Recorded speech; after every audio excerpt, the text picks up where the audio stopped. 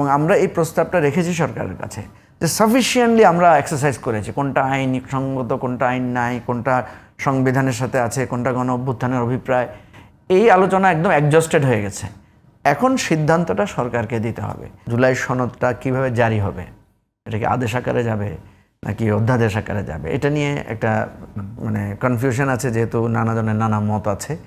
এখানে হয়তো ওনারা চেষ্টা করবেন ওনাদের তিন দলকে একটা মতে আনার জন্য, কারণ এখানে বাকি অন্য দলগুলো যেগুলো আছে দেখা যাচ্ছে যে আমরা কিন্তু কম্পারেটিভলি আমরা ফ্লেক্সিবল, এবং আমরা মনে করি যে আমাদের মতামত আমরা দিয়েছি, এখন বল সরকারের হাতে, সরকার যেটা সিদ্ধান্ত দিবে সেটাই আমরা সবাই মানব, এই ধরনের একটা মেন্টালিটি আমাদের আছে।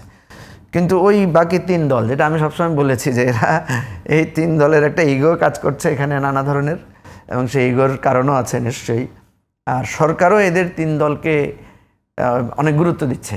আমরা দেখেছি যে যখন বসায়, আমরা যখন একসাথে বসি ওনাদেরকে ডান পাশে বসানো হয় এবং ওনাদের কথার ভিত্তিতে পুরো সিচুয়েশান উঠানামা করে। আবার আমরা দেখলাম জাতিসংঘে যাওয়ার সময়ও বিএনপি, জামাত এবং এনসিপিকে সাথে করে নিয়ে গেছেন। নিশ্চয়ই এটার একটা আলাদা সিগনিফিক্যান্ট আছে। তো এখন সিগনিফিক্যান্স আছে, আমি যেটা মনে করি যে অধ্যাদেশ জারির বিষয়টা বা আদেশ জারির বিষয়টা এখানে একটা সমাধানের পথ ওনারা বের করার চেষ্টা করবেন। আর গণভোটটা কখন হবে, আগে হবে না একসাথে হবে, এটাও একটা সমাধান বের করার চেষ্টা করবেন। কারণ ঐকমত্য কমিশনের সময় কিন্তু কমে আসছে, ওনাদের 31শে অক্টোবরে ওনাদের সময় শেষ। দ্বিতীয় যেটা হতে পারে সেটা হচ্ছে যে নির্বাচনী বিষয়গুলো কার কি কনসার্ন আছে। যেমন আমরা দেখলাম যে বিএনপি কিছু কনসার্ন শো করেছে, বিএনপি বলেছে যে নিরপেক্ষ থাকতে হবে, আবার জামাতও বলছে যে এখানে বিএনপির প্রভাব বেশি প্রশাসনে, এনসিপির ব্যাপারে তো কিছু কথা আছেই। তো আমি যেটা দেখতে পাচ্ছি যে প্রশাসন, পুলিশ সব জায়গায় যাতে একটা নিরপেক্ষ অবস্থান থাকে। কালকে আমরা দেখলাম যে বিএনপির কথার প্রেক্ষিতে কিন্তু প্রফেসর ইউনূস বলেছেন যে উনি নিজেই প্রশাসনের এই দেখভালটা উনি করবেন। নিশ্চয়ই এখানে কোনো একটা কেউ না কেউ কিছু কথা তুলেছে। তো আমার যেটা মনে হয় যে মানে এই আলোচনার পরে প্রফেসর ইউনূস যখন একটা সমাধানের পথ দিবেন তখন যাতে আর কারো কোনো শঙ্কা না থাকে। মানে নির্বাচন নিয়ে যত মানে এখনো পর্যন্ত যে কানাঘুষা বা শঙ্কা আছে সেটা আশা করি দূর হয়ে যাবে, এটা আমার প্রত্যাশা। তিন দল যদি 3 জন করে উপদেষ্টার নামও বলেন, 9 জন উপদেষ্টাকে নির্বাচনের আগে বাদ দিতে হবে, এবং সেই 9 জন উপদেষ্টার জায়গা তাহলে কারা পূরণ করবে? মানে সেই সময় বা সেই সুযোগ কি সরকারের হাতে আছে এত বড় রদবদলের? না, এমনিতে যদি আপনি কাগজে কলমে বলতে চান যে কেউ কোনো দলীয় সদস্য ওখানে আছেন কিনা, কাগজে কলমে নাই। কারণ যাদেরকে ওনারা উদ্দেশ্য করে বলেন, নাহিদ ইসলাম তো ছিলেন, চলে আসছেন, আসিফ মাহমুদ সজীব, তারপরে হলো মাহফুজ আলম, ওনারা কিন্তু এই সরকারে যুক্ত হয়েছেন গণ অভ্যুত্থানের ছাত্রদের প্রতিনিধি হিসেবে। তখন কিন্তু কোনো দল গঠিত হয় নাই, সুতরাং ওনারা কোনো দলের সদস্যপদ তখনও গ্রহণ করেন নাই, এখনো নিশ্চয় করেন নাই, মানে নাহিদ ইসলাম এখনো করেন নাই। তাহলে ওনাদেরকে কোনো দলের সদস্য বলার তো আসলে অফিসিয়ালি সুযোগ নাই। ওনাদের দলের প্রতি একটা উচ্ছ্বাস আছে, আবেগ আছে, ওনাদের একটা নিয়ন্ত্রণ আছে, এটা বোঝা যায়। মানে আমি আপনাকে একদম পিওর কথাটা বলছি, এটা বোঝা যায়। তো এটা বোঝা তো সকলের জন্যই যায়, কারণ আমরা যখন সকল উপদেষ্টার সাথে দেখা করতে যাই ওনারা তো আমাদেরকে খুব আন্তরিকভাবে গ্রহণ করেন, ঠিক না? এখন আমি যদি আমি কালকে আইন উপদেষ্টার সাথে দেখা করতে গিয়েছি, ওনার সাথে খুব আন্তরিকভাবে কথা বলেছি, উনি আমাদের সকল আন্দোলন সংগ্রামে উনি আমাদের সাথে ছিলেন, তাইলে উনি কি আমার দলের সদস্য? তা তো না। উনি তো আমার দলের প্রতি ওনার একটা স্নেহ আছে, ভালোবাসা আছে না? তারপরে ধরেন আপনার এই যে ধর্ম উপদেষ্টা, উনি কিন্তু একটা দলের উপদেষ্টা ছিলেন, উনি ইসলামী আন্দোলন বাংলাদেশের অফিসিয়াল উপদেষ্টা ছিলেন। আপনি যদি এখানে রাজনৈতিক অ্যাফিলিয়েশন খোঁজেন একমাত্র উনারটা পাবেন। হ্যাঁ, উনি কিন্তু রিজাইন করেই কিন্তু উপদেষ্টা হয়েছেন। তারপরে এদেরকে যখন আঙুল তোলা হয় এরা তখন অপোজিট দিকে আঙুল তোলে, যে সালেউদ্দিন সাহেব গভর্নর ছিলেন, ফজল কবির সাহেব ওই সরকারের সময় সচিব ছিলেন। এখন কথা হচ্ছে যদি আমরা আঙুল তুলি তাহলে তো ডক্টর ইউনূসের দিকেও আঙুল তোলা যায়। ডক্টর ইউনূস তো আপনার এই ওদের দ্বারাই অ্যাপয়েন্টেড, ছাত্রদের দ্বারা, তাই না?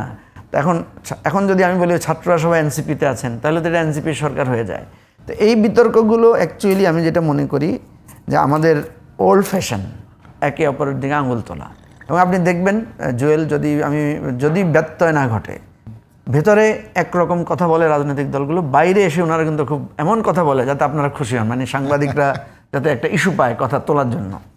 কালকে আমি দেখলাম যে বিএনপি কিন্তু এসে বলছে যে তারা মানে এই জিনিসগুলোকে তারা ফোকাস করছে, যা কেয়ারটেকার হতে হবে, দলীয় লোক বাদ দিতে হবে, কিন্তু ভিতরে অনেকগুলো আলোচনা হয়েছে যেগুলো হয়তো পজিটিভ আলোচনা ছিল।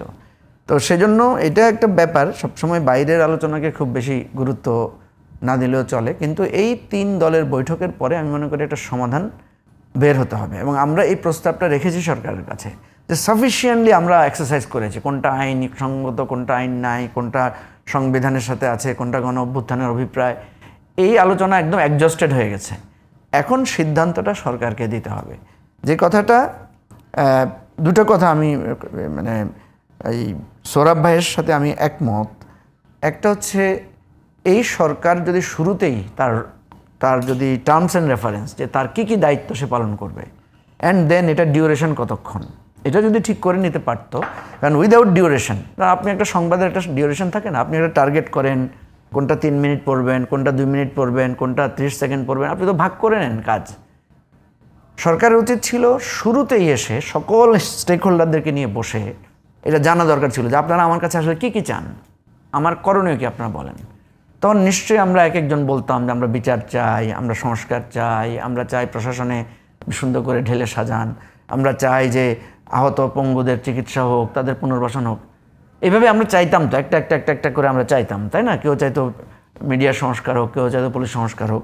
তো এই যে তালিকা হতো, তালিকার ভিত্তিতে তখন ওনার বলা দরকার ছিল যে এই যে সব কাজ করে আমি ইলেকশনে যাব, একটা নিরপেক্ষ ইলেকশনে, তো আমাকে তো এটার জন্য সময় লাগবে, আমি কত সময় আপনারা আমার জন্য বরাদ্দ করবেন। তখনই একটা সুযোগ থাকতো আমাদের। দেখুন, আমার মনে আছে জুয়েল, আমাকে সাংবাদিকেরা তখন প্রশ্ন করতো, কেউ কোনো টাইম বলতো না। আমি দেখলাম যে কেউই টাইম বলে না। আমি একটা বলে দিলাম একদিন যে 18 মাস সময় আমি এই সরকারকে আমি মনে করি সাফিসিয়েন্ট। কারণ কি? কারণ এটা কেয়ারটেকার সরকারের জন্য একটা 3 মাস তো আমরা একটা আমাদের একটা আইডিয়াল টাইম আছে ইলেকশন করার জন্য। বিফোর দ্যাট এই 18 মাস থেকে 3 মাস গেলে আর কত থাকে? 15 মাস, 1.5 বছর। এই 1.5 বছরে, 1.5 বছর তো না, 1 বছর 3 মাস, 15 মাসে, 15 মাসে এই কাজগুলো যদি ওনারা সাজিয়ে নিতেন। কারণ একটা জিনিস দেখেন, সব কাজ তো আর এক বিভাগ করবে না, একটা কাজ একই সাথে 10টা বিভাগের কাজ তো এগিয়ে যেতে পারে। সুতরাং গুছিয়ে করলে 18 মাসে আমরা খুবই সুন্দর একটা সংস্কার, খুবই সুন্দর একটা স্টেবিলিটি, খুবই সুন্দর একটা বিচার থেকে শুরু করে সব কিছু আমরা নিতে পারতাম। এই সরকারের, আমি সৌরভ ভাইকে এই জায়গায় সাপোর্ট করি যে এই সরকারের এই জায়গাটাতে সিরিয়াস ফেলিওর আছে। এখন কি হচ্ছে দেখেন, এখন আমরা সবাই ডিসস্যাটিসফাইড, সবার মধ্যে একটা অসন্তোষ। আমি আবার ওই অসন্তোষকে অত বড় করে দেখতে চাই না, কারণ আমরা এখন অসন্তোষ দেখছি কিসের ভিত্তিতে? একটা প্রত্যাশার জায়গা থেকে। না, আমরা যদি দেখতাম আমাদের এখানে তো 5 লাখ 10 লাখ লোক মারা যাবে এরকম কথা আসছিল, তাই না?